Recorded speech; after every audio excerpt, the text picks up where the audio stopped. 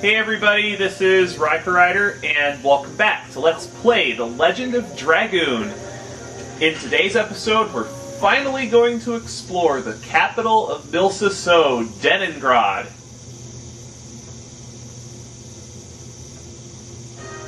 This is the largest town in Disc 3, and there's a lot to do here. A lot. Matter of fact, we're probably going to be spending the entire episode in this town. Well, there's snow everywhere, of course it's going to be cold. Living in northern Illinois, I'm pretty used to the cold. Matter of fact, I prefer zero Fahrenheit over 100 Fahrenheit. Probably one of the few people around here that does.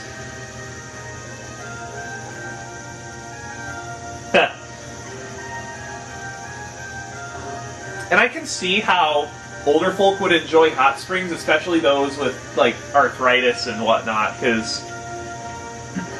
excuse me. Because it just relaxes their pain away.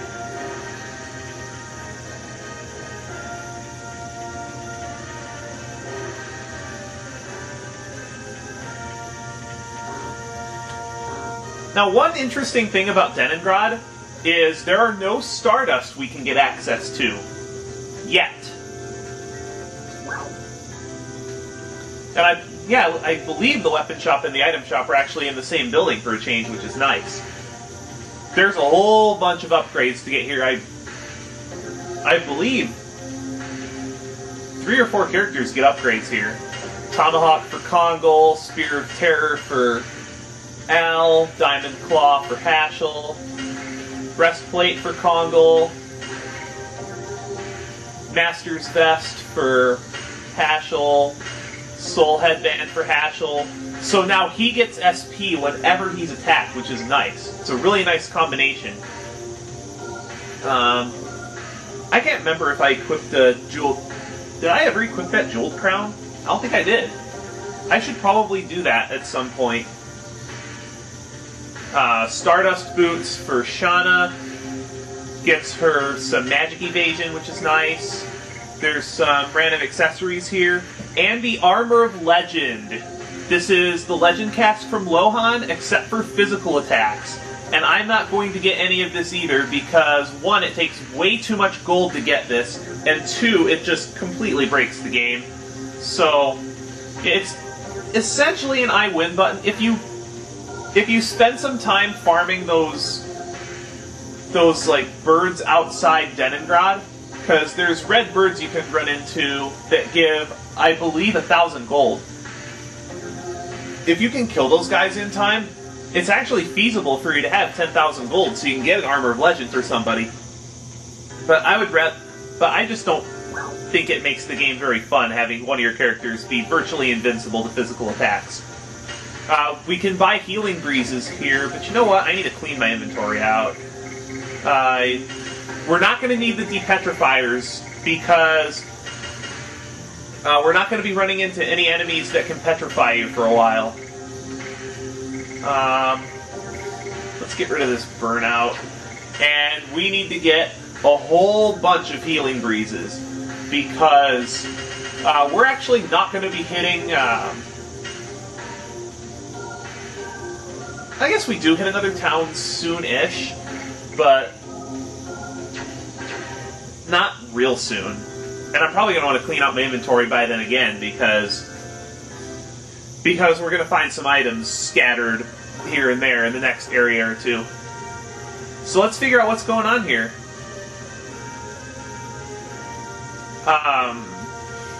We actually want to go to the church last, because there's a handful of things... I like this. I like this. How there's a regular here that says it's warm, almost hot, and the guy from Taburua says it's freezing cold. The clinic's in here, if you ever need it for some reason. Like I've said, I think the clinic's worthless.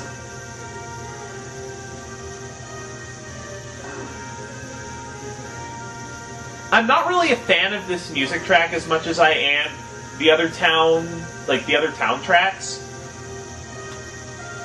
but it's okay.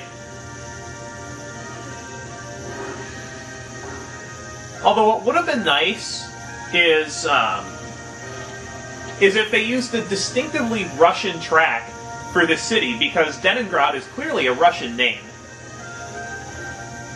And apparently the country is ruled by 5 women. It's really nice to see some female leaders in JRPGs. You never really see female leaders anymore.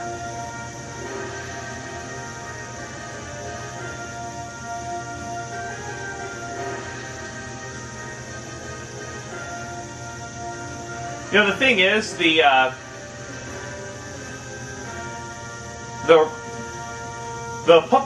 downtown public library in the city I live in is pretty big too. I've been in there a few times to read books, do some research for like high school stuff, and a number of other things.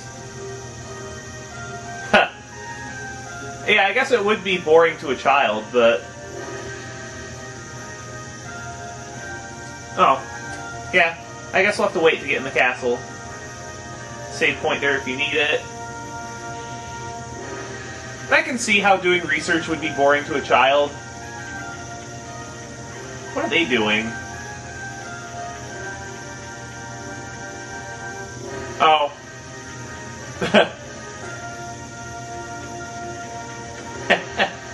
I don't know why they just can't do that outside. Maybe the mom is embarrassed to see them doing these things in public? I don't know. Doesn't make a lot of sense. I mean, they're just kids. They don't know better. Well, I believe that's everywhere we can go in the town, except for the church building. So let's check out the Mille Seseau National Church. Why not?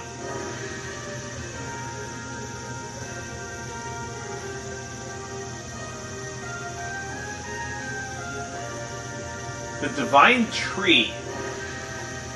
We haven't heard that yet. Pay special attention to what the bishop says here, because this contains some really, really important information that makes understanding stuff towards the end of the game a lot easier.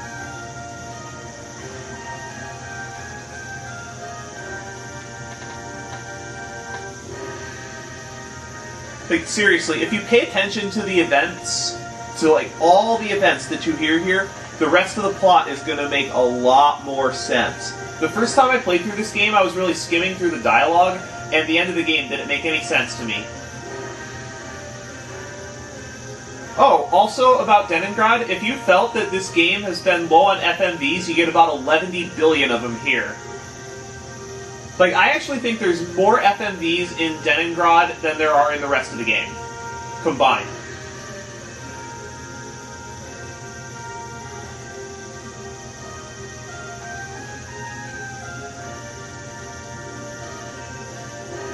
Yeah, it's gonna take a while. I'm gonna be quiet because this is one of many FMVs in Leningrad. The divine tree is the tree of life. All life comes from this divine tree. In the beginning, nothingness filled the world. Then the Creator saw, descending from the sky.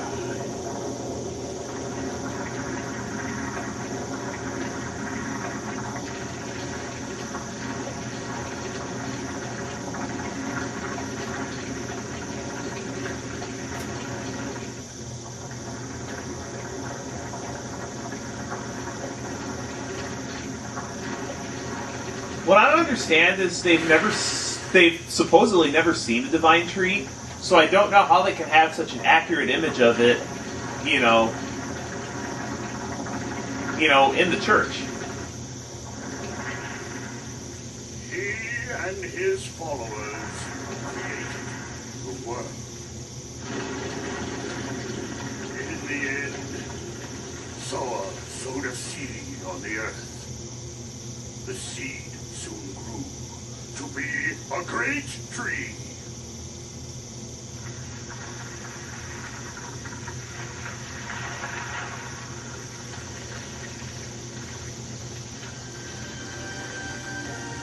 great tree bore 108 fruits, and various life forms arose from the ripened fruits.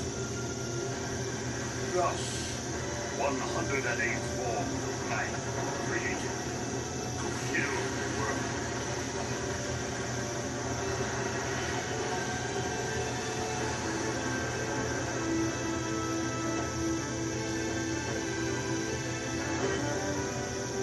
The divine tree completed its role, but the story says it is still protected by the signet of Soa. Yeah, that's kind of a lot to take in. Basically what happened is the creator Soas planted the divine tree in the middle of some podunk nowhere place in the world. 108 seeds sprouted from it, each with their own form of life.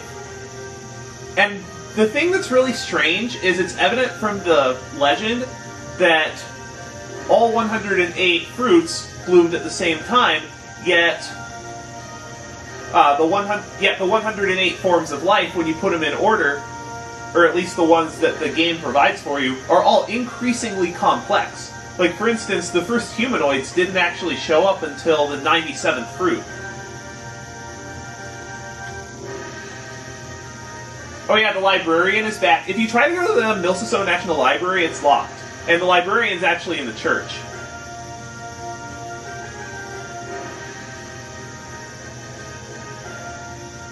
That's not very nice, Hashel.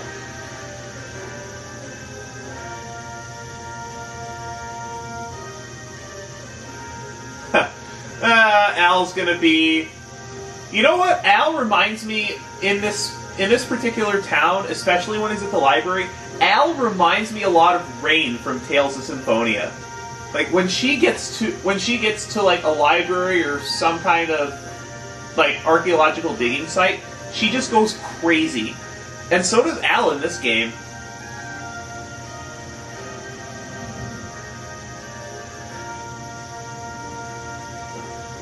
And when he was talking about the divine tree being protected by the signet of Soa, one of the signet spheres is actually in here. We'll get into that more, not immediately, but soon. And don't expect any exciting movies.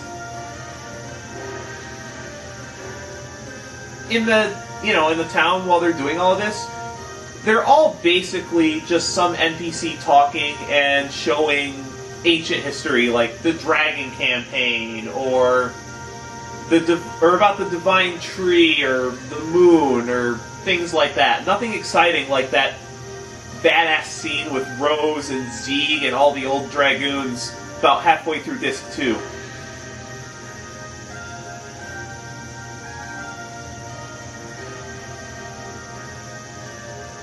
Yeah, there's actually a lot of stuff to learn here, and if you've been paying attention, this is going to fill a lot of plot holes in.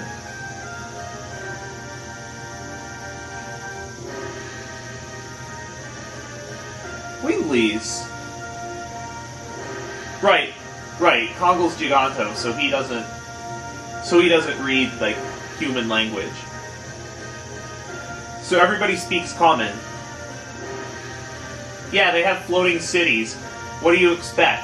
If they're that magically inclined, then of course they have floating cities. And if all the Winglies died, I mean, Lennis is a Wingly, so they're clearly still alive. Giganto are supposed to be dead, but Kongol's the one left. Virages are supposed to be gone. Clearly, we're a living legend.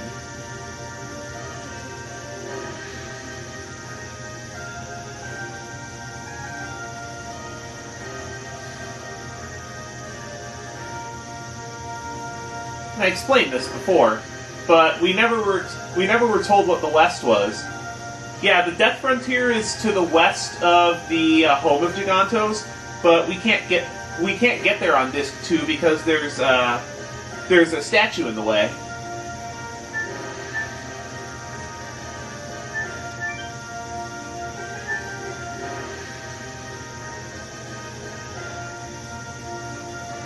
Basically, it's one giant desert. There's nothing out there except monsters. And some treasure, obviously, but...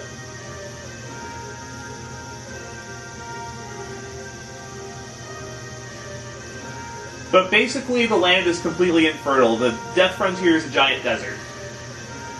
And it's going to be really annoying when we have to go there later.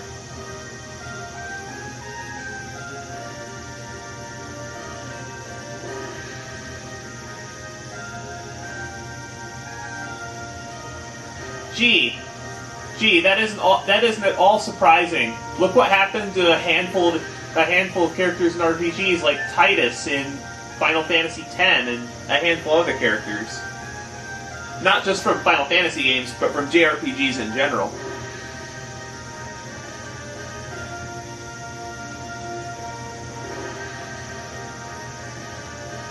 The second most powerful? What's number one?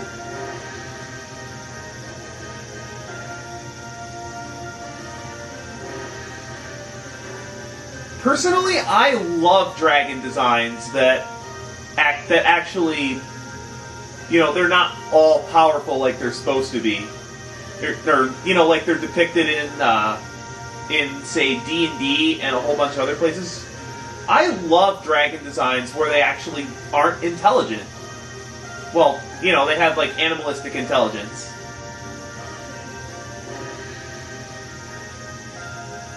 Huh. Hashel!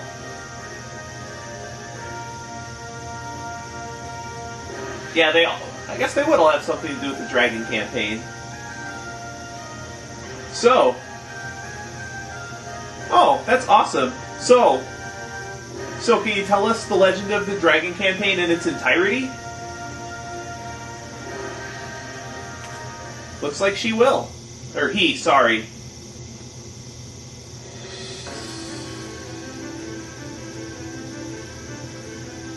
There were 7 Dragoon warriors in the legend of the Dragon campaign. Dragoons, reputed to be the incarnation of dragons. With dragons at their side, the Dragoons fought boldly. However, in the age when the legend was reality, the Winglies dominated all, even the gods. The gods answered to dictator Melbu Frama's prayers and granted him ultimate power. But the power was abused. The earth of Saint Imperial Gloriano was scorched by the gods' fire and became ashen. The anger and sadness of the people was fuel for the Dragoons' cause. And at last they freed the gods. Without the gods' power, the Winglies perished, and our age, the human age, began. Thereafter, the gods floated in the sky. For 11,000 years, they have been looking over the world as the moon that never sets.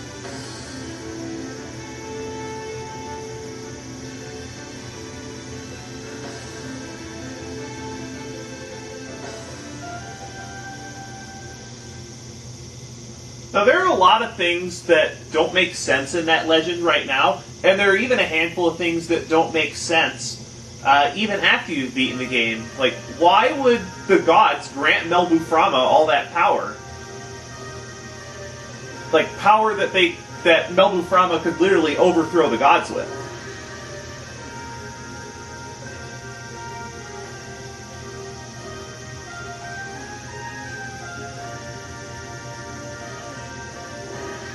Huh. Never thought we'd find out information about the Black Monster here.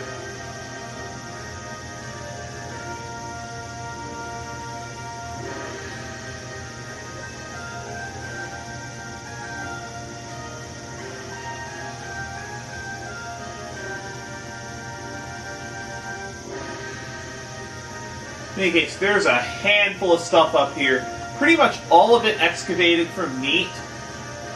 And we're going to find out a lot of information about the Black Monster here. These were all things depicted in the previous FMVs. The St. Lubia, that's the ghost ship.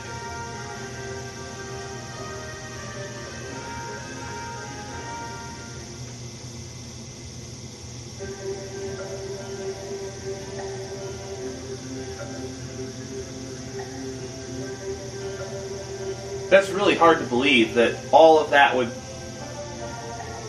Yeah.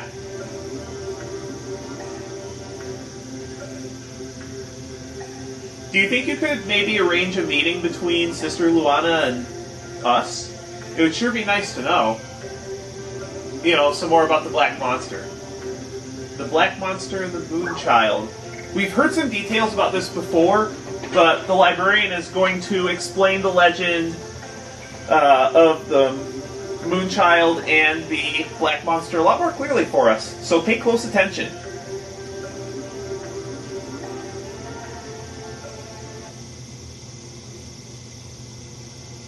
Why did the gods create him? The Black Monster. He appears in various legends as a demon who rebels against and devours the gods. An evil plague that rejects peace in the world. God that is the moon that never sets. The moon that never sets glows red every 108 years. It is a sign that a herald will be sent to Earth. The herald is known to us as the Moonchild. The legend says the Moonchild revives the gods on Earth and purifies the moon. The Black Monster abhors, hates, and despises it, and kills the Moonchild. This sad karma is endless. This god stays forever in the sky, and the world is in never-ending chaos.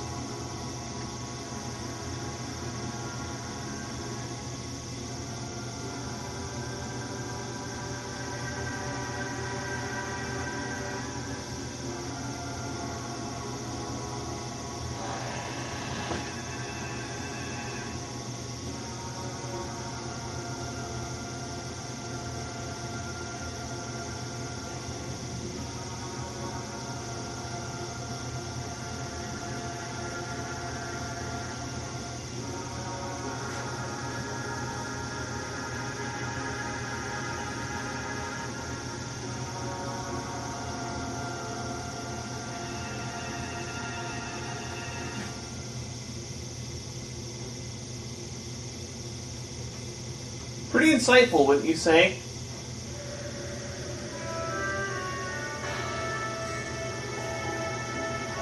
But, hey, this is strange. What's Rose doing in Neat? Find out next time on Let's Play The Legend of Dragoon. See you later, everybody.